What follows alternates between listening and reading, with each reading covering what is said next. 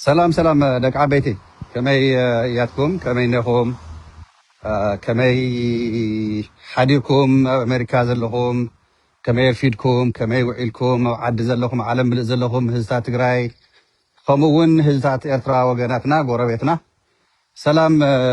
نختلقو نتمنيخو سلام تايب صحهم كلهم هزات تجراي كمون هزات إرترا عالم ملء زلهم لمدي أو سلام تانو كلكم يزحلف ናይ ፅምዶ ጉዳይ እውን ተይተከፍክዎ እንተይልዓልክዎ ኣይሓልፍን ፅምዶ ፅቡቅ ይቕፅል ኣሎ ፅምዶ ካብ ኤርትራን ትግራይን ወፂኡስ ናብ ሱዳን ተሻጊሩስ ናብ ግብፂ ኸይዱስ ብኡ ገይሩ ንኣፍሪካ ህዝቢ ኣፍሪካ ዘላቂ ሰላም ንክፈጥር ህዝብታት ትግራይን ህዝብታት ኤርትራን ብልቢ ተቐቢሎም ብልቢ እናሰርሐሉ መፅኦም ሒዚ ከዓን يقفحلو يسفحلو خالد هزتات مسانا تسليفهم بسلام كنورو عدم ود بشاشة زبهال 4 كيلو زلقين هزتات إثيوبيا ملوء زلون عب إرترا زلون أو سودان زلون كتفق ديك أسو ينولو نزيد قفتو يونايتد عرب أمارات خالد حقرات بدحريت كوينهم وي بقدميت بجنزب بمسارعة بتفعل علينا محاورات دكاف الناقورو هز تقراين هز إرتران بسلام وحدو خينبر فقد سدت فقد برخام فقد بحري نتطفئ نخموت تسلفوا حيلتات مخنياتو اب تግራይ ናብ ኤርትራን ዘሎ ሃፍተገነት ስካብሎሚ ኣይተበልዐን ኣይተጣመን በቲ ህዝብን ኣይባዕሉ ህዝቢ ትግራይ ህዝቢ ኤርትራ በብዛሕቱ ግዜ ስቃይን መከራን ከርተት እናበለይ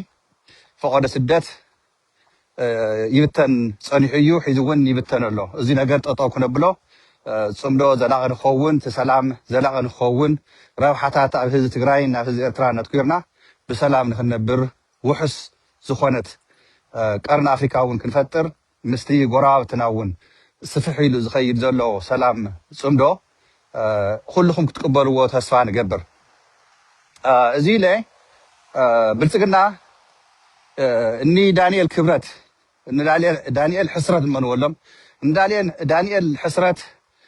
كانت زنورو ناي بروباغندا مشين ناي ابي احمد لؤخات بمحارنيا ناغورو تግራይን ኤርትራን ከመይ ክነጥፋ ከም ዘለና ወይ ድማ ህዝብታት ትግራይን ህዝብታት ኤርትራን ከመይ ክነጥፋ ከም ዘለና ባሕሪ ቀይሕ ባሕሪ ከመይ ገና ክንምልስ ከም ዘለና እናወሉ ዝፍክሩ ዝነበሩ ንሳቶም ጠጠው ቢሎም ሒዚ እቶም ትግራይን ኤርትራን ብሰላም ከይትነብር ህዝቢ ትግራይን ህዝቢ ኤርትራን ንራዕድን ኣብ መከራ ስቃይን ንክቕፅል ልኡኻት ናይ ብልፅግና ኮይኖም ዝሰርሑ ዘለው እቶም ባንዳታት ትግራይ እንታይ ዝበሃል ናይ ካልሲ ሓፀብቲ ከምነ ሓተላ ጌታቸው ከምነ ሸይጣን ጻድቃን ዝመሰሉ እዮም እዚ ግልጽ ይንኹልና ኣለው እዮም ዝርዝርና ኩሎም መኻድ ስለ ዘይድል እምበር ኤርትራውያን ኣለው ተጋሩ ኣለው ኣብ አዲስ አበባ ንትግራይን ኤርትራን ከመይ ክነጥፋ እናበሉ ሓቢሮም ዝሰርሑ ጥረ ስጋ እናወልዑ ናይ ሽዋ ዝለመዱ እዚኣቶም ብስፍራንን ብዕጥራንን ህዝቦምን ዓዶምን ዝረስዑ حيز خاطر سدينا إنا عدنا خن مدلس دلينا دك 5 عامات دك 3 عامات كوين ناسي أف سدتين نبرينا أيولنا له هذه سبب عدنا إياه إثيوبيا ويانا ناولو أوافيرو مبدقنا وشتن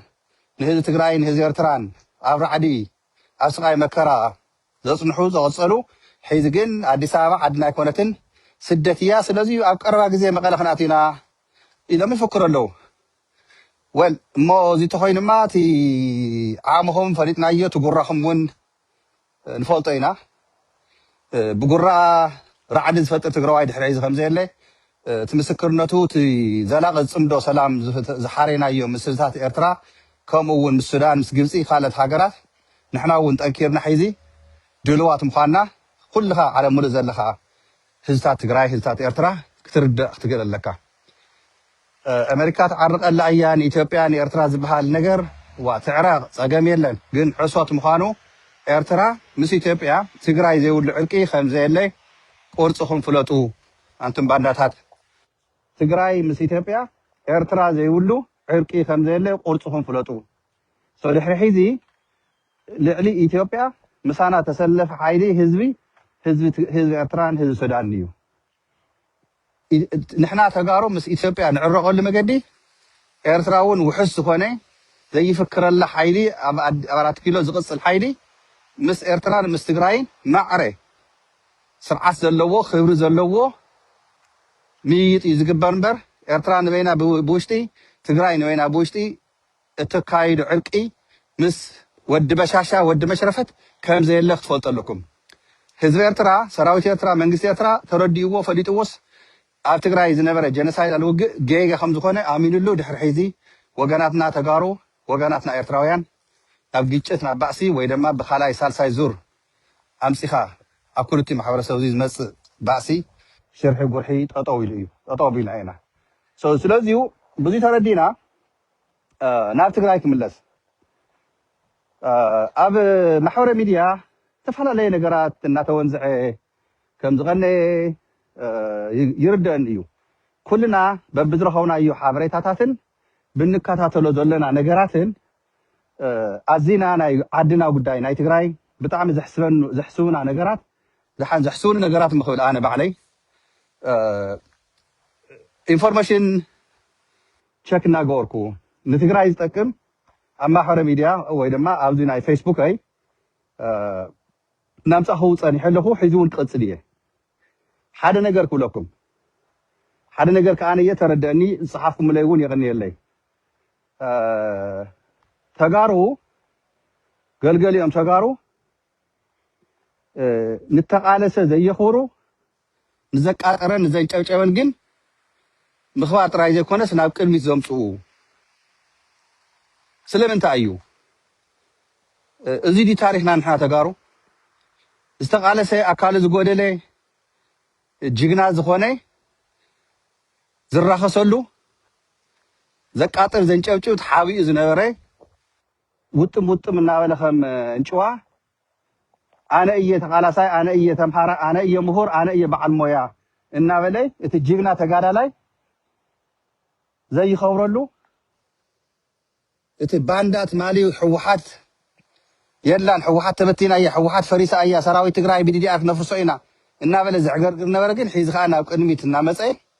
سلطان كوها ويدما سلطان قصل زقواي يزلوا تجارو عجب كل دلاني وهنياتو حدا تمهارة دقر زلوا كدمي إتي أكال زقوله لتجارة لاي بشم تمرتي أو كنميت خمس أو كنميت فوتين على سلطان يخون نابت أغمي كمس خمسة يولو خك على سيه وهنياتو نتوم جيغانو ناي 17 عامت احواتنا نياتاتنا نتوم ناي هيزي ناي 2 عامت زنبره خوينات امرهم بتخوينات ستنكفون اكالمون كومو نتግራይ ንህዝቢ ትግራይ ዝጎደሉን ንኣይ ንሶም እዮም ጀጋኑ ንሳቶም ንኣይ ብትምህርቲ ኣይኮነ ዝምጥኖም ብዕድመ ኣይኮነ ዝምጥኖም በቲ ጅግንነት ዝሰርሕዎ ንትግራይ ተሓንቲ ህይወቶም ንትግራይ ተሓንቲ ህይወቶም ክንስወላ ኢና ኢሎም ዝወፁላ ኣካሎም ከዓ ዝጎደሉላ ግን ከ ምሁራት ኣብ መቐለ ምሁራት ኣብ ወፃኢ እናዕገርገሩ ነቶም ብፆት ግን ክንደቕሓ ዘይቆጥሩ ስነ ስርዓት ይጎሩ እወ ስነ ስርዓት ይጎሩልና ዋዕሮታትና ጀጋኑና ተጋደልቲ ይከበሩ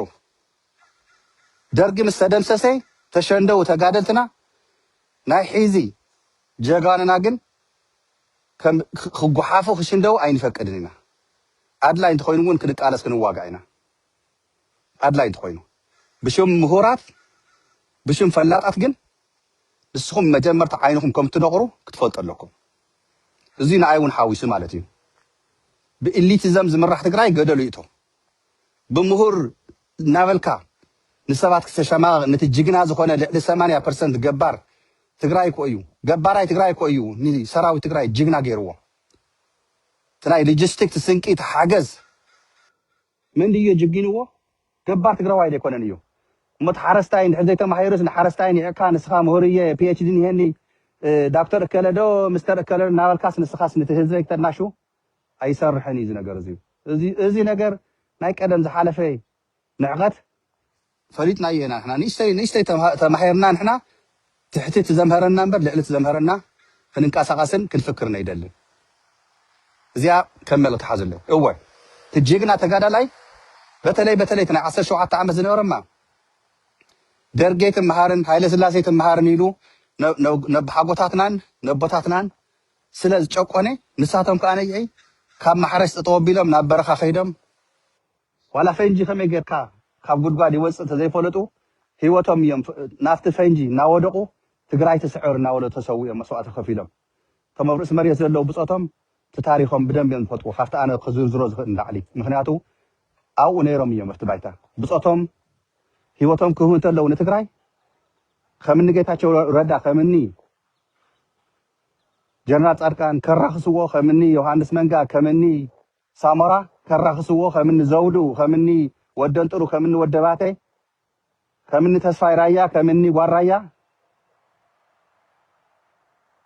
ግደፉ ኣይተዛረውና ናፍቲ ነጥፋት መፀኩም እየ ኣብ ወፃኢ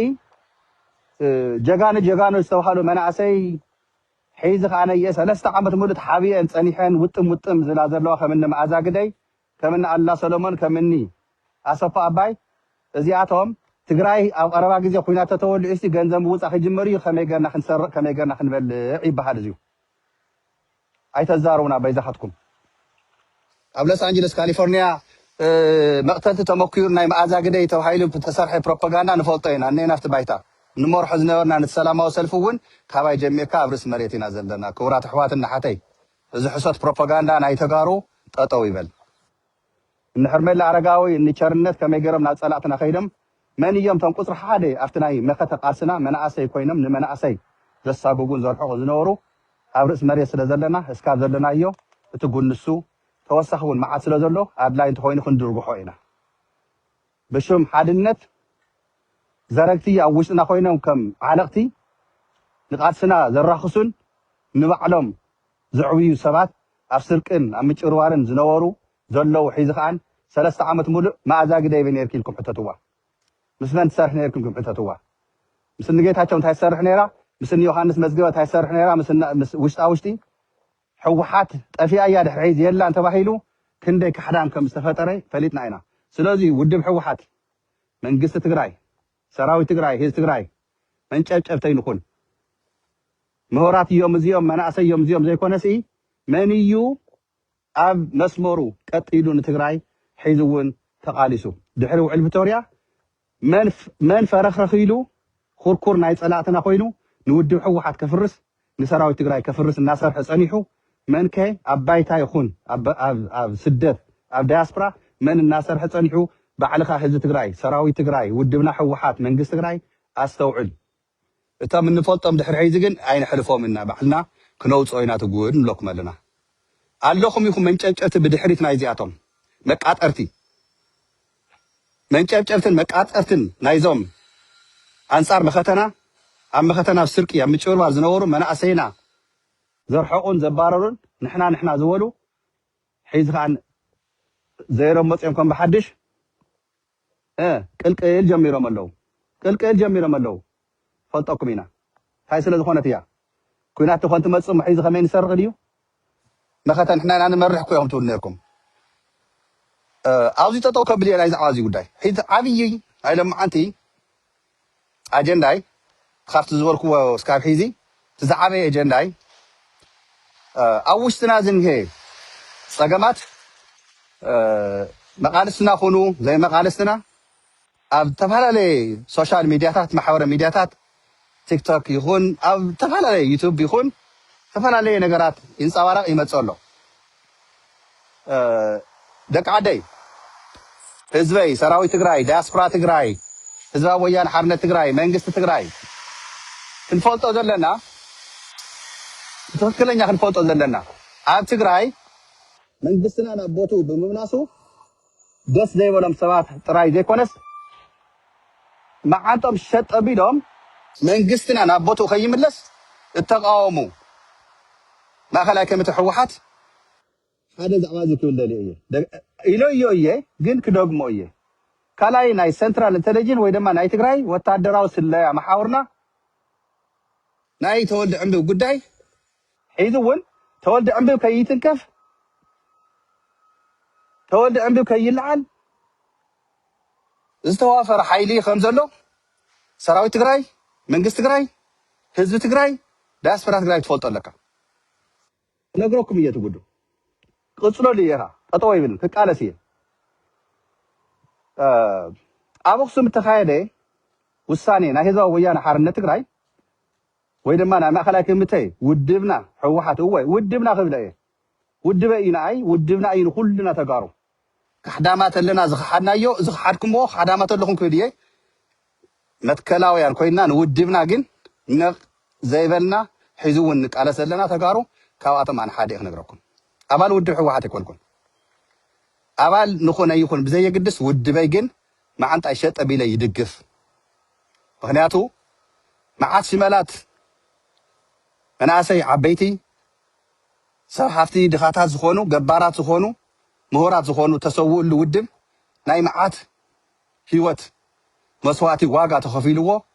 ዝተተኸለ ትካል ናይ ህዝብና ህዝቢ ትግራይ እዩ ነዚ ክጠፍእ ኣለዎ እዚ ይፀላእየ ኢሉ ዝዛረብ ትግራዋይ ፍርዲ ቤት እውን ኣየድልየና ነዚኣቶም ብጥይት ስለ ዝመፁና ምስ ፀላእቲ ኮይኖም ናይ ናሃቶም መልሲ ጥይት እዩ ስለንስዮ እውን ንጌታቸው ረዳ ስደት ያኽለና ዓድና ክንምለስ ዝብል ዘለው ሬስ እንኳን ብሂወትኩም ሲ ብሬሳኹም እውን ዓድና ክተራኽስዎስ ኣይንቕበልን ተሓወልቲ ናይ ጀጋኑና ብኸማኻትኩም ዝመሰለ ኣይጫማለቕን ኣይራማኸስን ይቕረይታ ጎሎ ይትቃላት ግን ይቕረይታ ዘይኮነስ እቲ ሓቂ ስለዚ ኣብ ኣክሱም ካብ ህዝባዊ ወያነ ሓርነት ትግራይ ወይ ድማ ካብ መንግስትና ዋላ ቀጥታ ክንሰምዖ እንተዘይክኢልና ሓቂ ሒዙ እውን ክድርግሖ እየ ክደጋግሞ እየ ከዓ ንምንታይ እቶም ተዋፊሮም ዘለው ሓይሊ እቲ ጉድ እዝዩ ኦፊሻል ኣይወፀን ከምዚ ኣይኮነን ከምዚ እንታይ መርትዖ ገለገለ ትውልና እቲ መርትዖ ሒዝና እየ ናብ ኢድና በሉ መርትዖ ምፁ ስለ ዝበልኩም ግን ስቑኢልና ንኩልኩም ትረውሑን ዘይትረውሑን ክንሽንድዎ ዘይኮነ መርትዖ ከመይ ይሰርሕ ኣይ እዚ ነገር እዚ ሚኪ ትግራይ ዝትንትኖ ዘሎ ማሕበረ ሚድያ ጌጋ እዩ ኢልኩም ንስኹም ንባዕልኩም ሰነድ ሒዝኩም ጭቡጥ ዝኾነ ሰነድ ክትማጎት እንተደሊኹም በተለይ ናይ ተወልደ ዕንብብ ጉዳይ ካብ ሰራዊት ኣመራርሓ ኣነ ባዕለይ ከዘጋጁ ተወልደ ዕንብብ ዝግጁ እየ ክማጎት ጥራይ ይበል ኢለ እየ ብኣለም ገብረዋህድ ክመፀኩም ኣለም ገብረዋህድ ማእከላይ ኮሚቴ ሕወሓት ካድርታት ናይ ሕወሓት ኣዋፊሩ ንሕወሓት ከፍርስ መንግስቲ ትግራይ ናብ ቦትኡ ኣይምለስን ኢሉ ሓሳብ ኣይኮነ ነቕርዩ ናይ ታደሰ ወረደ ናይ ተወልደ ዕንብብ ናይ ኢሳያስ ታደሰ መሓውር ኮይኑ ካልኦት እውን እኒ ዶክተር ፍሳሕ ሃብተፅዮን እኒ ዶክተር ሰሎሞን እኒ ተኽላይ ኮይኖም ባይዘወይ ተመዓራርያ እምበር ልያ ካሳ እውን ምስኦም ነይራ እያ ተሓቂ ዘይወፅእ እዚኣቶም ሓሳብ ኣይኮነ ነቕሪቦም ብልፅግና ትግራይ ዝውንና ሰራዊት ዘይብላ ትግራይ ውድብ ሕወሓት ዝብተነሉ ዝፈርሰሉ ኣካይዳ ከይዶም መፂኦም መጨረሹ ግን ነቕ ዘይብል ህዝብና ጅግና ዝኾነ ሰራዊትና ስዒርዎም ሓቅና ንዛረብ ሓሳብ ኣይኮነ ነቕሪቦም ኢሳያስ ታደሰን ኮሎኔል ተወልደ ዕንብብን ኣለም ገብረዋህድን ኢድን ጓንትን ኮይኖም ከምቲ ጻድቃን ጌታቸው ረዳ ናብ ገደል ዘእትዎ ንወዲ ወረደ ገደል ዘእተውዎ እዚኦም ሰባት እዮም ንታደሰ ወረደ ዘውረድዎ ናብቲ ደረጃ እዚዩ ካብ ሰራዊትን ካብ ካድር ሕወሓትን ባዕልና ኣለና ኢና ይኹ ኢሎም ኣለም ገብረዋህድን ተወልደ ዕንብብን ኢሳያስ ታደሰን እዮም ኣዋሪዶም ኣውሪዶሞ ምክንያቱ ካብ ሰራዊት ኣመራርሓ እውን እዞም ሰባት እዚኣቶም መልሚሎም ዝሓዝዎም ስለ ዝነበሩ ካብ ሰራዊት ይብለኩም ኣለኹ ካብ ሰራዊት ኣመራርሓ ካብ ግንባር ኣመራርሓ እሚንና ኣይና ኣብ ጎንኻ ስሊፍና ኣይና ኢሎም ተዘጋጅዮም ኣብ ትግራይ ተራእዩ ዘይፈልጥ ውርደት ኣብ ህዝብና ከጋጥም ኣብ ሰራዊትና ከጋጥም ዝኸድዎ ርሕቀት ኣለም ገብረዋህድ ዘዘጋጀዎ ሰነድ ናይ ሓሳብ ሰነድ ዘይኮነ ብደንብ ገይሩ ካድረታት ናይ ሕወሓት ደገፍቱ ወሲኹ እቲ ቤት ምክሪ ይመለስ መንግስትና ግን ኣይመለስ መንግስትና ይመለስ እንታይ ማለት እዩ ኣለም ገብረዋህድ ምክትል ናይ ታደሰ ወረደ ናይ ብልጽግና ስልጣን ዝሃቦ ሽመት ሒዙ ዓለም ገብረዋሕድ ናሃቱ ምክትል ኮይኑ መጨረሻው ዓለም ገብረዋሕድ ናብ ስልጣን ክመጽእ ሕወሓት ከምቲ ጌታቸው ዝኸደ ዝነበረ ዝመኮረ አንሓይና ሕወሓት እናበለ ንሓይና ሕወሓት ኢሎም ሕወሓት ንምፍራስ ምስ ብልጽግና ዝሰርሕዎ ሽርሒ እዩ እዎ ክደግሞ እየ እዚኡ ሓፍከፍ ከብለኩም ኢን ሓደ ሓደ ኢኹም ዓለም ገብረዋሕድ ተወልደ ዕንብብ ኢሳያስ ታደሰ ጀነራል ታደሰ ወረደ መራሕቲ ሰራዊትን ኣባላት ሕወሓትን ኣመራርሓ ሕወሓትን ኣእሚኖም ውሽጣ ውሽጢ እቲ ስልጣን ናይ 6 ወርሒ ተባሂሉ መጨረሻ ናብ 1 ዓመት ዝበለ ብልጽግና ናይ እዚኦም ሽርሒ ዝነበረ ትግራይ ከይትመዓራረ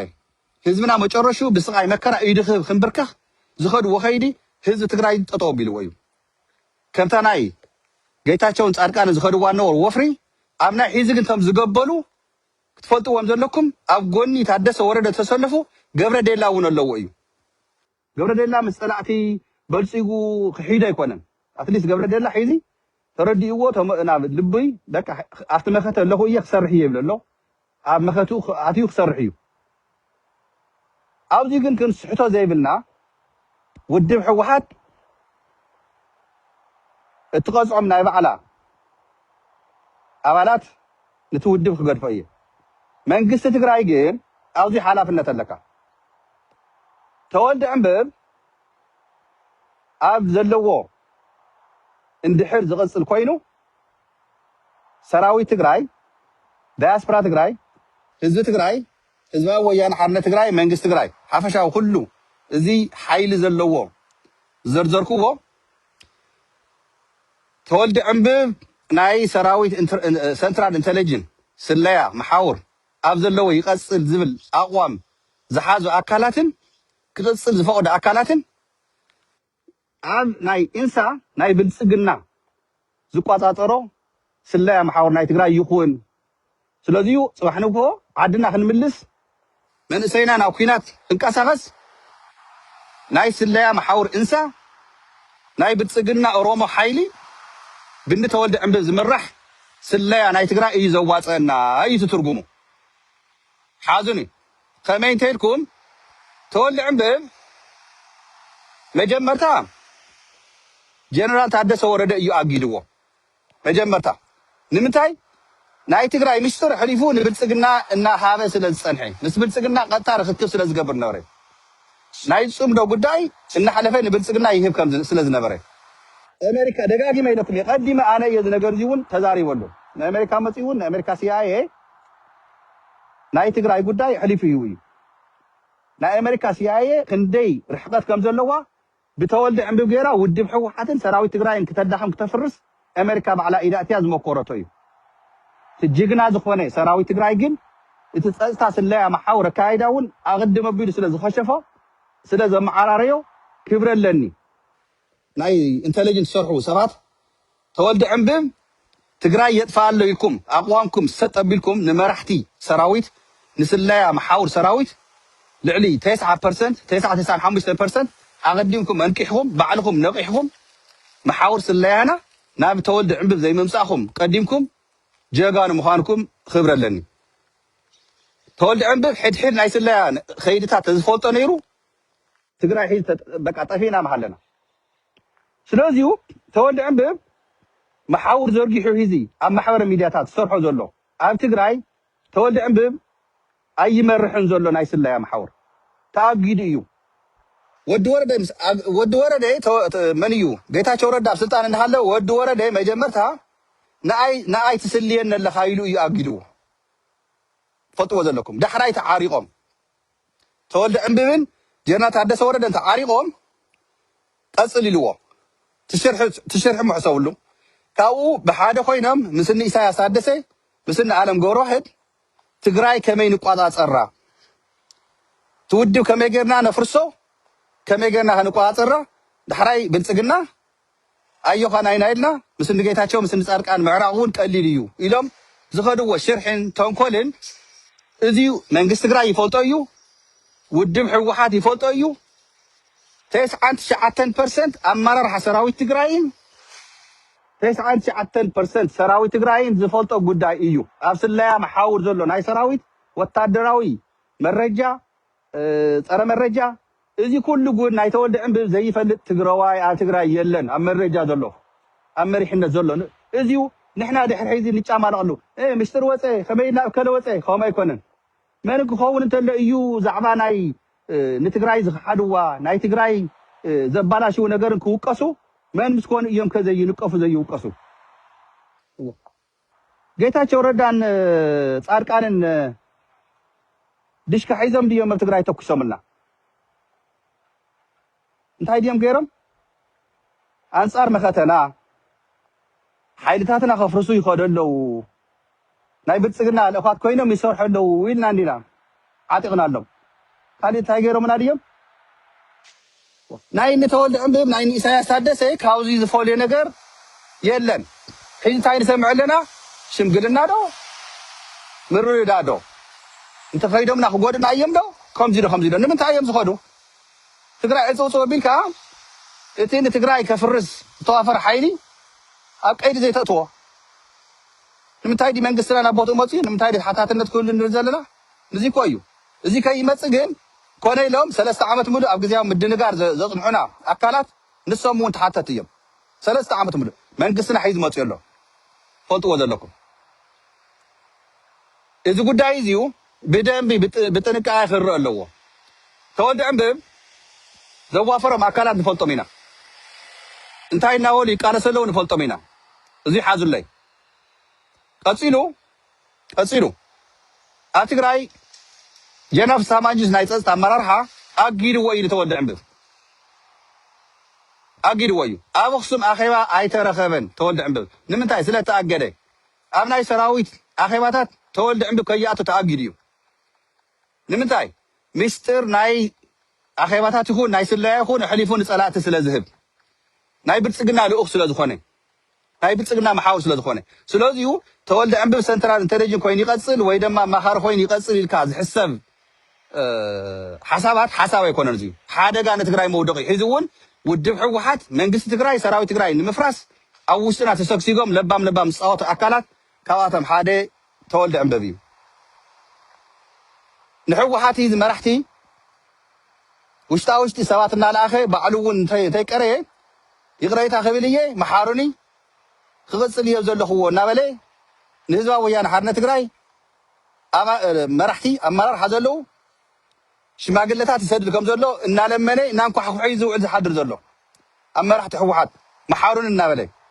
ኣብዝዩ መራሕቲ ሕወሓት ናይ ተወልደ ዕንብብ ብመንግስቲ ትግራይ ተኣዚዙ ኣመራርሓ ሰራዊት ዝሰብዝዩ እቲ ናይ ሰንትራል ኢንተለጀንስ ኣኼባ ኣካይዱ እቲ ዝገበሮ ገበናት ተማይጡ ብሓፂር ግዜ ካብቲ ዘለዎ ቦታ ሙሉእ ኣልዒሉ ብሕጊ እንድሕር ዘይሓይትዎ ናይ ፀላእትና ዓቕሚ ኣብ ውሽጥና ዘሎ ግዕዚና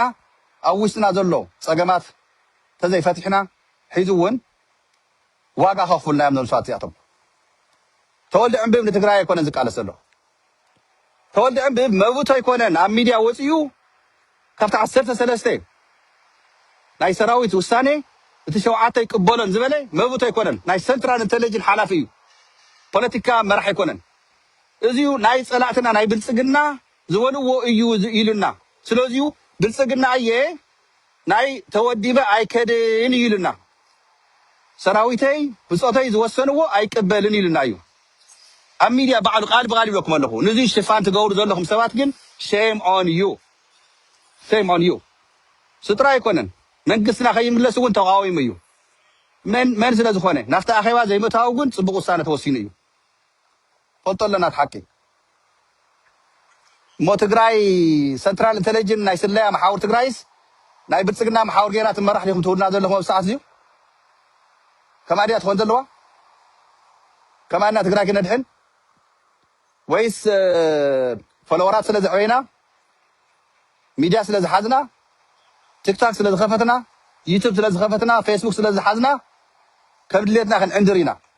መን ክኸውን እንተሎ ኢና ንህዝብና ነንቅሕ መን ክኾን እንተሎ ኢና ንህዝብና ነዳናገር ጌታቸውን ጻድቃንን ዝገበርዎ ካብ ናይ ተወልደ ዕንብብ ዝተፈለየ ሓጢኣት ኣይኮነን ትግራይ ትፈልጦ ዘለካ ስለዚሁ መኒኻ ንተወልደ ዕምብ ዘይትነቅፍ መኒኻ ኸ ንጌታቸው ረዳ ትነቅፍ እንታይ እዩ ዝፈልዮም ጌታቸው እውን እኮ ህዝብ ሆይሉ ምስ ዓጠቐሉ እዩ ሃዲሙ ኣዲስ ኣበባ ከይድ እምበርኮ ከምታ ናይ ተወልደ ዕምብ ተሰግሲጉ ሕወሓት የናለ ትግራይ ኮይኑ ከፍርስ ኮ መቐፀለ ነይሩ ኣይኮነን ተሓቅነ ንፍለጣ ግን ግደፉ ታሪክ በዓል ክሓተኩም ይፅባሕ ህዝቢ ትግራይ ለባም እዩ ዝተውዓላ እዩ ከምቲ ንሕና ሽኩልና ናብ ማሕበረ ሚድያ ንወፆ ዓገርገር ንብሎ ከመይ ይኮነን ህዝበይ ህዝቢ ትግራይ ይፈልጦ እየ ከይደኻ ተማሂረሉ እየ ኣምሂሩኒ እቲ ህዝቢ ኣብ ዝቐረባ ግዜ ማለት እዩ ኣብዛ 6 ዓመት እዚኣ ትግራይ ተመላሊሰ ዝረኸብኩም ኣካላት ኣብ ሰራዊት ኩኑ ኣብቲ ማሕበረሰብና ንሃትኩም ፀባይ ንሃትኩም ትዕግስቲ ክብረ ኣለኒ ለባም ህዝቢ ኣሎ ኣብቲ ባይታ ለባም ህዝቢ ግን ለባም መራሒ ጠንካራ መራሒ የድልዮ ኣሎ ስለዚሁ ተወልደ ዕምብ ብሓደ ወገን ንሕወሓት ድግሬታ ወልለይ ተጋጊየ ኣቐፅሉኒ ሽምግልና ውሽጣ ውሽጢ ለመና محاور زرقيها بمحاور ميديا فخرة تأمر كوي أتم سوات خندي قولنا نفلت زلنا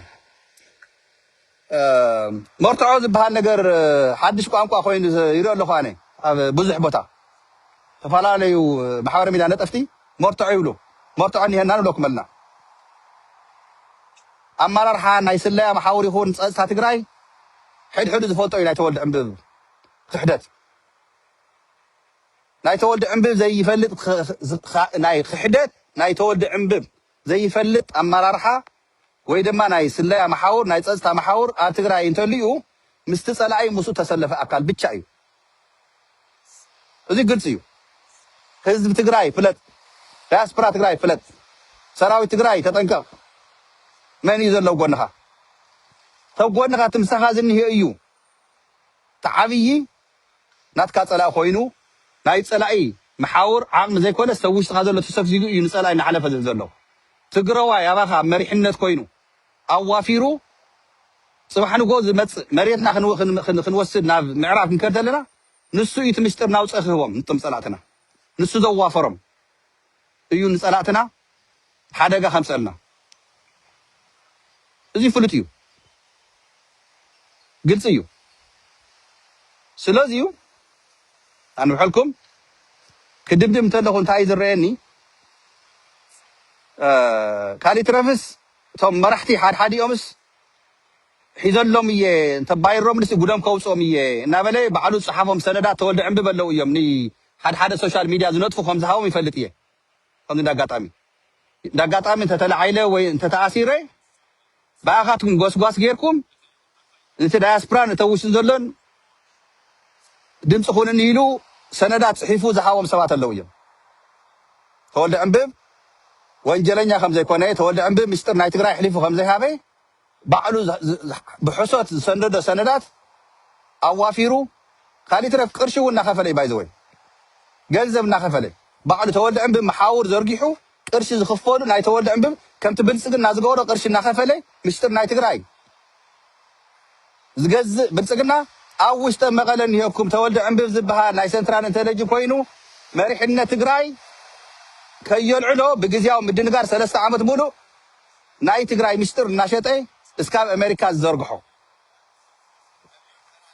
هو ازيو حد تقراي لب قباب ازيك نقول لنا حد يكون تقرعوا تخليكم يرداني صقم يلن ما نمسب لعلي تقراي يمثل ما نمسب لعلي جقنا تقارا لاي تقراي اي مثل تولد عمبب لا تقارا لاي يكون يطول تخليهم تقاديلو جن كحيلو وا صاركان استقارا لاي اندينيرو ود ورد استقارا لاي اندينيرو نمتاي دان وقسم انا قلت حتى زلني انتم نني ود ورده نني جيتاچو نصادقان بدم بغيركم تصرفوهم حيدمنا تولد زنوركم تنقفوهم توقسوهم زنوركم ام تولد عمبب كمصو تلق نمنتايم ختنكف زيت لليو ام عالم غوروهر كمصو تلق نمنتاي ختنكف زيت لليو ام إساياس تادسه كمصو كله نمنتاي ختنكف زيت لليو سترغور نزيا ابنتي هيوكم زلخ 3 شم الله يم كالته هنا يكونن ግን እዚኦም 3 ዮም ታይ ስለ ዝኾነ እዮም ሰዓት እዚሁ ኣይተንክፉልና ኣይተቡልና ዝበሃል ዘሎ ምክንያቱ ተዋፈር ሓይሊ ናይ ተወልደ ዕንብብ ስለ ዘሎ እዩ ፍሉጥ እዩ መራሒኡ ፍስሓ ኣብ ሰዓት እዚ ፍስሓ ማንጁስ ኣኼባ ፀዊዑ ነቶም ዝምልከቶም ኣካላት ገምጊሙ ሓዲኡ ክገብር ክኽእል ኣለዎ እዚ ንክትግበርካ መንግስቲ ትግራይ ሓላፍነት ኣለካ መንግስቲ ትግራይ ባዕልካ ኢኻ ክትልዕሎ ዘለካ ክልዓል ክትገብር ዘለካ እቲ ፓወር ኣባኻ እዩ ማንም ዝኾነ ኣካል ልዕሊ መንግስቲ ትግራይ ድሕሪ ሒዚ ከምዘየለ ፍሉጥ እዩ ሒዘሎም እየ ውሽጣ ሒዘሎም እየ ነቶም መራሕቲ እውን ረብ ስርቂ ነይሮም እዮም ተባሂሉ እዩ እሞ ጠሚው ሓደ እንጀራ ሰረቀ ከውዲ ዘግፍሐ ንሚልዮናት ምስጢር ትግራይ ሸጠ ምኻ መራሒ ናይ ስለያ ኮይኑ እዚኦም ክልቲኦምስ ሓደ ዓይነት ወንጀል እኒሄዎም ኢሎም ክካትዑና እውን ንርኢ ኣለና ኣብ ትዊተር ይኹን ናብ ሓደ ሶሻል ሚድያ ሕሰውሉ እሞ ሕሰውሉ ካብኡ እንደገናስ እዞም ጨዲቁና ደኺሙና ጠሚና ገለገለ ዘይበሉ ሒዙ እውን ካብ ቦቶም ፈልኽ ዘይበሉ ዝጋደሉ ዘለውስ ንሳቶም እውን ሰረቕቲ እዮም ይበሃል ኣለዉ ሓደ ማሕበረ ሚድያ ንሰምዖ ዘለና ስለዚ ኩሎም ሰረቕቲ ስለ ዝኾኑ ተወልደ ዕንብብ ንበይኑስ ክውቃዕ የብሉን ዝበሃል ንሰምዕ ኣለና መሕፈሪ እዩ ኣነ ዝፈልጦ ጉባኤ ቅድሚ ምእታዋ ህዝባዊ ወያነ ሓርነት ትግራይ ሰራዊት ትግራይ ናይ ባዕሉ ምፅራይ ገይሩ ካሊእ እውን ከመይ ተነይሩ ተቋቋመ ንጌታቸው ዝኣመንሉ ደብረፅዮን ዝኣመንሉ ኩሎም ዝኣመንሉ ተቋቋመ ሕድሕድ ለይባ ዝነበረ ተሰኒዱ እዩ ከምዚ እንዳጋጣሚ ኣነ ባዕለይ እውን መብዛሕትኡ ርዮ እየ ገልገሊኡ ኻን ሒዞ እየ ምሳይ ታሪክ እውን ፅራሕ ስለ ዝሓተና ንኣብነት ኢንፎርሜሽን ዝመፅእ ካብ ትግራይ ኣነስ ኣብ ትግራይ ከይደ እውን ንሪኦ ባዕለይ ኣብቲ ባይታ ማለት እዩ ኣብቲ ባይታ ከይደ እውን ምስቲ ህዝበይ ይዛተ ከይንጋገ ብዘይኮነ ሽማሽም ከይነውፅእ ንተጋደልቲ ንመራሕትና ይዛተ ግን የማንን ፀጋምን ቅድሚትን ድሕሪትን መፅኡ ተጋዳላይ ይኹን ፖለቲከኛ ይኹን ናይ ተወልደ ዕንብብሲ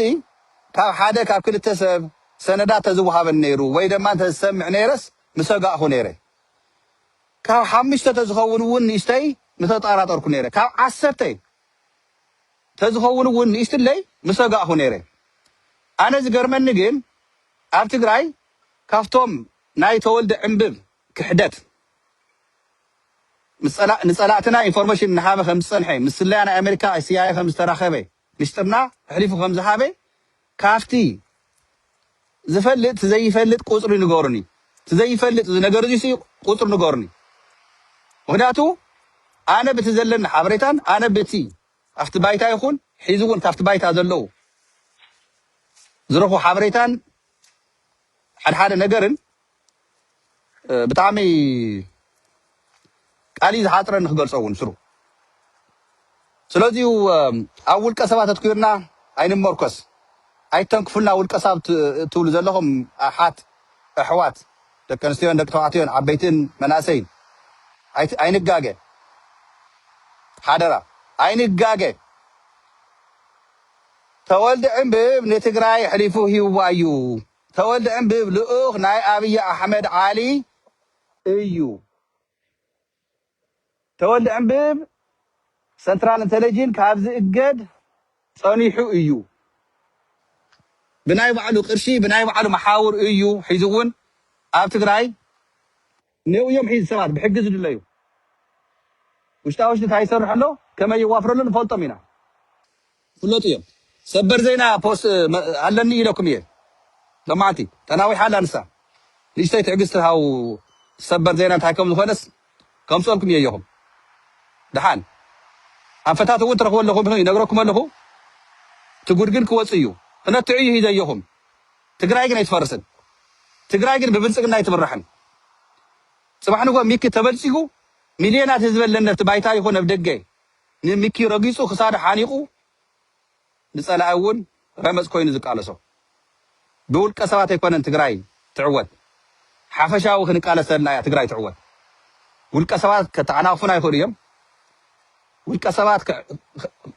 ክዕገርግሩ ይኽእሉ እዮም ናይ ግዝያዊ ረብሓታት እንድሕር ስዒርዎም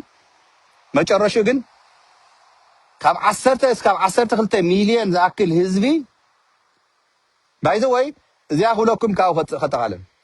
ተወልድ ዕንብብ ኣብ ዘለዎ ይቀጽል ማለት ንዝመዓት ጅግና ዝኾነ ተቃላሳይ ዓቕሚ ዘለዎ ዓቕሚ የብልካ ንስኻ ብዘይካ ተወልድ ዕንብብ ብዘይካ ዓለም ገብረዋህድ ትግራይስ ኣይትድሕንን እያ ኢሎም ዝሓስቡ ሰባት ኣለውና ሰውሉ መዝዩ ንሽተይ ሞ ፕሮሰስ ንግበሩ ኣሕዋተይ ብዘይካ ዓለም ገብረዋህድን ብዘይካ ተወልድ ዕንብብን ትግራይስ ኣይትወጾን ንዕቐት እዩ ባይዘው እዚ እቲ ብሚልዮናት ዝቁፀር ጅግና ህዝቢ አንተ ወስተንተልኩ ዝተምሃረ ይኹን ዘይተምሃረ መንእሰይ ይኹን ዓብይ ደቂ ኣንስትዮ ይኹና ደቂ ተባዕትዮ ካብ ጫፍ ራያ እስካብ ጫፍ ሑመራ ፍቆደ በረኻ ኣብ ድፋዕ ዘለው ተጋድልትና ኣብ ስላያ መሓውር ዘለው ጀጋንና ንዕቐት እዩ ጽባሕንኮ ደብረጽዮን ይኹን መንጀሪኖ ተወልደ ዕንብብ ይኹን ዓለም ገብረዋህድ ብሕማም ይኹን ኣብ ጸላእቲ ብኹይናት ክፍለዩና ይኽእሉ እዮም ንዓሰርተ ዕስራ እኮ ትማል ሲኢና እዮም ንሓለፎም እኮ ሲኢና እዮም ንመለስ እኮ ሲኢና እዮም ካልኦት እኮ ሲኢና ጀጋኑ ኣደ ትግራይ መኻነ ኣይኮነትን ብዙሓት ጀጋኑ ወሊዳያ ብዙሓት ጀጋኑ ትወልደላ ጽባሕ እውን ትወልድ እያ ጀጋኑ ስለዚ ኣብ ውልቀ ሰባት ዘይኮነ ኣብቲ ትካል ነትኩር ሰንትራል ኢንተለጀንስ ክጸር ኣለዎ ስላያ መሓወር ናይ ትግራይ ዝመርሕዎ ዘለዉ ኣካላት ከም ማዕራሪጎ ክኽእል ኣለዎም መንግስቲ ትግራይ ኣብዝዩ ሚና ክሰርሕ ኣለዎ እስካብ ሕዚ ብግዝያዊ ምድንጋራት ተዳናገርናዮ ዓቕምና ተዳኸመሉ ዝለሓልሐሉ ያክለና ስለዚዩ ኣነ ጌታቸው ረዳ በልኩም ተወልደ ዕንብብ እንጀራ ሂቦም ነው ይፈልጡ እንጀራ ከልኪሎም ነው ይፈልጡ እዚያ ክብለኩም ጻድቃን ይኹን ኢሳያስ ታደሰ ዓለም ገብረዋህድ ይኹን ገብረዴላ ረዳ ሓለፎም ይኹን ሃብቲ ኪሮስ ዶክተር ፍስሓ ሃብተጽዮን ይኹን ዶክተር ሰሎሞን ናይ ዝኸልከሉ እንጀራ ወይ ድማ ዝሃውን ዘብልዕ እንጀራ የለን ኣነ ሽሞም ፀዊዐ ንሰሎሞን ማዓሾ ንስሳይ መረሳ ንዶክተር ሓጎስ ጎደፋይ ንዶክተር ንፕሮፌሰር ክንደያ ገብረ ህይወት ካብ ቀደመ እውን ዝወቕሶም ዝነበርኩ ብትተግባሮም እዩ ንትግራይ ዝሓደ ንትግራይ ሕሊፉ ዝሃበ ንጸላኢ ብሽሙ ፀዊዐ ብምቅላሰይ ተባዓት ኮይንኩም ብትሽም ናፀዋዕኹ እቲ ነገር ዘውፅኦ ዘለኹ ንዑ ጉሉ ኣበይ ትግበሩ ገጽኩም ቀሊዕኹም ትግራይ ልዕለይና እያ ህዝቢ ትግራይ ልዕለይና እዩ ተቃለሱ ተሸጉጥኩም ጸኒሕኩም ከምኒ መዓዛ ግደይ ግን ኣብ ሰዓት እዚ ምናልባት መኸተተ ተጀሚሩ ኩናት ተተላዒላ ከመይ ጌርና ኢና ቅርሺ ክንሰርቕ ምስነ ሰፋ ኣባይ ምስነ ኣሉላ ሰሎሞን ኣይንለቀኩምን እወይ ኣሰፋ ኣባይ እኮ ፀገም የብሉን ገጻ ሂዝኮ መልክዕ ዓፈልያ ናይ ብልፅግና እያ ኢልናኩም ቀዲምና ናይ ስምረት እያ ትኸይድ ዘላ ኢልናኩም ኢና ቀዲምና ኣብ መቐለ እኒአው ሒዚ ገዛ ክራይ ትኸፍለሎም ካብ ሓራ መሬት መፂኦም ኣብ ውሽጥና ኮይኖም መኸተና ከፍርሱ ልኡኻት ናይ ብልፅግና ዝሰርሑ ዘለዉ ኣብ መቐለ እኒአው ሒዚ ብመርትዖ ኢልኩም ዘለኹ ኣብ መቐለ ገዛ ክራይ ትኸፍለሎም ኣላ ገንዘብ ካብዚ እናዋፀት ውሽጢ ዓፋር ዘለዉ ገንዘብ እናለኣኸት ኣብ መቐለ ዝኔው እውን ናብ ቲክታክ እናወፁ እውን ክፃረፉ ኣብ መቐለ እውን እናዘርግሑ መሓውር ሂዙ እውን ክፍጠር ዝሰርሑ ዘለዉ እዚኦም ኣካላት ምስኒ ተወልደ ዕንብብ ምስኒ ጀነራል ታደሰ ወረደ እናሰርሑ ዝፀንሑ ሂዙ እውን ዝሰርሑ ዘለዉ ኣብዚዩ ኢድ ዘለዋ እዛ ሰበይቲ እዚኣ ኣሰፋ ኣባይ ትበሃል ንሪኣ ኣለና ሒዚ ምስኒ መዓዛ ግደይ ፅግዕ ጀሚራ ኣላ ኣላ ሰሎሞን እውን ዘርሐቆ ተኸይመስለኩም ተንኮል ስርሒ እዩ እዚዩ ኣንቱም ቀዲመ ክነግረኩም ዘለኹ ምሳይ ትጨቃጨቁ ነበርኩም ኣብ ዲያስፖራ ዘለኹም ሒዚ ተረዲእኩም ኢለ ይኣምን ጋና ኢና ኣሎ እዩ ሓለቕተለ ኮና ድያ ትበሃል ወጊሑ ደጋና ወጊሑ መውጋሓት ወጊሑ ገለገለ ትብል ደርፈላ ንሳ ስምዕዋ تا درف مسمع تراي زي كونت سي اياتاتنا افتنا 17 عمد قالس عبيت حواتنا تدرف نسون تقطمتاتن زمصو نمنتايو اتي اتقالات سمعوا تلغس تغرنياون كم حدش كم هرني نايس عدل يبني تامريو سو ابتغراي زلو غورحن شرحن تنكولن فريتنا نايس سلانا محاور نمعراري منقستنا انكير يوصا ودب حوحات مدقاف تراي زي كونس ودب حوحات بوست غيري بقداماي 50 عامه مريحاتنا 50 عامه اخسيراتنا ገለገለ ትብሉ ክትርዩኩም ጋና ንቀጻሊ ል100 ዓመት እውን እሱ ውድብ ሕወሓት ያ ትግራይ ትመርሕ ፈተኹም ጸላኹም እወይ ህዝቢ ትግራይ ባዕሉ ኣይደልየክን ኢሉ እስካብ ዘውርዳ ዝዓፈረ የዕፈር ዝኽሓደ ይኽሓድ ሰራዊትና ሒዛ ህዝባ ሒዛ ውድብ ሕወሓት ንቀጻሊ 100 ዓመት ርግጸኛ እየ ትመርሕ እያ ንምንታይ ፍትሓዊ ስለ ዝኾነት ንምንታይ ዓቕላም ስለ ዝኾነት ንምንታይ ስርዓትን ሕጊ እንኳን ዶ ንትግራይ ሲ ንኢትዮጵያ ሙሉእ ዘምፀት ማዕርነት ናይ ደቂ ኣንስትዮ ደቂ ተባዕትዮ ናይ ዓብይን ናይ መንእሰይን ዘምፀት ታሪኻዊት ዝኾነት ውድብና ሕወሓት ንዚኣ ኣይኮንካን ተፍርስ ንዚኣ ኣይኮንካን ተጥፍእ ነታ 4 ኪሎ ዘሎ ጸላይኻ ዝቐትለካ ዝደፍረካ ንኡ ኢኻ ተጥፍእ ሙሱ ተሰለፈ ሓይሊ ኢኻ ተጥፍእ ፈልጥዎ ዘለኩም ርኢናዮም ኢና እቲ መንእሰይ ተባሂሎም ናብ ቅሪት መፅኦም ካልኦት ውድባት መፅኦም ርኢናዮም ኢና ስለዚዩ ኣባል ሕወሓት ኣይኮንኩን ኢለኩም ኣለኹ ደጋፊ እየ ሸጥ ጠቢለ ንውድበይ ናተይ ስለ ዝኾነ ደመይ ስለ ዝኾነ ህዝበይ ስለ ዝኾነ ተሰውአሉ ተቃለሰሉ ፍትሓዊ ስለ ዝኾነ ጠንኪሩ ክወፅእ ጠንኪሩ ብደንብ ገይሩ ጠንኪሩ ክቅፅል ንቀጻሊ ልዕሊ 100 ዓመት ካን ብውድብ ሕወሓት ክትምርሑ ኢኹም ሃገረ ትግራይ ኣብ ቀጻሊ ውድብ ሕወሓት እያ ሃገርነት እውን ክተስፍነና ንሕና ኣብ ጎና ደቃ ኣብ ጎና ኮይና ናተቃለስና ምስኣ ደጊፍና መሰስ ሰቢልና ክነውፅኣ ኢና ሰራዊት ኣለና ህዝቢ ኣለና ውድብ ትግራይ ህዝባዊ ወያነ ሓርነት ትግራይ ኣየኹ ኣብ ጎንኻ ኣለና መንግስቲ ትግራይ ኣየኹ ኣብ ጎንኻ ኣለና ትወቀሳታት ገለገለ ዘልዕልክዎ ኣየኹም እዚ ከኣን ውድብ ሕወሓት ዘምፀቶ ዲሞክራሲ እዩ እዚ ከኣን ሳላ ውድብና ተማሂርና ኢና ብዙሕ ነገር ነቂሕና ኣለና እቲ ነገራት እውን ስለዚሁ ጭነቢልኩም ሰማዕኹምኒ ክብረት ይሃበለይ ነገር ግን ወዲ ወረደ ጌታቸው ረዳ ጀነራል ጻድቃን ወይስኩም ንተወልደ ዕንበበይ ተንክፍልና ትብሉ ዘለኹም ኣሕዋት ኣደታተይ ኣቦታተይ ብፆተይ መኻልስተይ ደገን ውሽጢ ዘለኹም ዓገብ ንበሎ እዚ ነገር እዚዩ ትክክል ኣይኮነን ተወልደ ዕንበብ መስመር የለን ተወልደ ዕንበብ ክሒድዋ እዩ ንትግራይ ተወልደ ዕንበብ ምስጢር ናይ ስለያ ኣውፅኡ ሕሊፉ እዩ ተወልደ ዕንበብ ኣብ ስልጣን ዘይኮነ ቅፅል ዘለዎ ተወልደ ዕንበብ መንግስቲ ኣለና እቲ መንግስትና ብሕጊ ስርዓት ተወልዱ መንግስትና እርምጃ ይውሰድ ከይሃድምና ከይወፅና ዝበሃል ምክንያት ክኸውን ኣይኽእልን እዩ ብኣራዊት ሓደ ተነፍሰስ ብልሕፅሪ ደንገፀኒ ገለ ዝበሃል ኣሎ እዚ እዩ ሸርሒ ተንኮል ንሰምዖ ዘለና በብዘለኹም ቦ ሰላም ኩንለይ ይኽንየለይ ኣየኹም ክንዕወት ኢና ቀሪብና ኢና መንግስትና ስርሑ ይስራሕ ኣብ መንግስትና ተመርኪስና ውድብና ጠናኺርና ሰራዊትና ደጊፍና መሰስ ኢልና ክንወፅ ኢና ክብሪ ንቶም ስዋትና ክብሪ ኣለኒ ንቶም ኣካሎም ዝጎደለፍቲ ኣብቲ ባይታ ሒሳቐዩ ዘለው ንኣቶም ትኩረትና ጌርና ኣብ ቀረባ ግዜ ሕኪምና ሰራዊት ትግራይ ንዘለኣለም ጠንካራ ኮይኑ እቲ ተጋደለን እቲ ዝጋደል ዘሎ ግን ክብሪ ጥራይ ዘይኮነሲ ግቡእ እውን ክረክብ እወ ንፈልጥ ኢና ንረብሓ ኣይኮነን ተጋዲሉ ግን ንሱ መቐደም ተረባሒ ክንገብሮ ክንቃለስ ኢና ናተይ ቃል ዝኣትወሉ ሕድሕድ ተጋደልካ ኣብ 17 ዓመት ይኮን ኣብ ሒዚ እውን ኣብ ደጀንካ ዘለኻ ንስኻ ኢኻ ልዕለይ ንስኻ ኢኻ ልዕሊ እቲ ህዝበይ ምክንያቱ ንስኻ እንድሕር ዘየሊኻ ትግራይ የላ ንስኻ እንድሕር ዘየሊኻ ህዝበይ የለን ስለዚ ንሰራዊት ዘራኽስ ንተጋደላይ ዘራኽስ ትግራዋይ ክኸውን ኣይኽእልን ትግርኛ ስለተዛረበ ትግራዋይ ክኸውን ኣይኽእልን እቲ ህዝባዊ ወያነ ሓርነት ትግራይ እውን ወያና እዩ ተጋዳላይ እዩ ነይሩ ተጋዳላይ እዩ ንሱ እውን ክብሪ ይግብኦ ስለዚ ተጋዳላይ ክልተለኹ እቲ ፓርቲ ገዲፍና እቲ ፓርቲ ዝመርሕ ዘሎ እቲ ፓርቲ ኣካል ናይ ውድብና ሕወሓት እውን እዚኦም ተጋደልቲ እዮም ነዚኦም እውን ብስነ ስርዓት ክኽብርዎም ተዳዘየለ ግን ሕጊ ናይ ትግራይ እውን ክዳንየና ክንሰርሐሉ ኢና ሕጊ ስርዓትን ንኩሉ እዩ ዘቃጠረን ዘቃባጠረን ሌላን ጎሌላን ክወሃቦ ካሊእ ግን ክእሰር ኣይንፈቅድን